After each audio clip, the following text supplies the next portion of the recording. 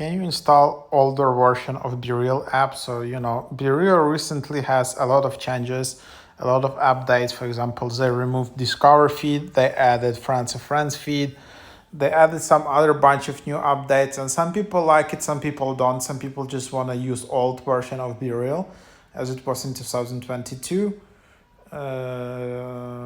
So yeah.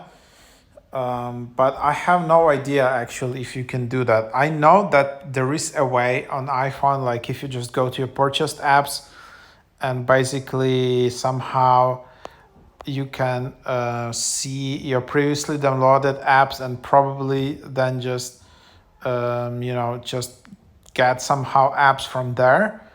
But I'm not sure if it will work out here. So I think there should be, yeah, like in a legal way, like if you didn't update your BeReal app, like maybe it's possible to, to get like an older version without Friends of Friends feed or something like that.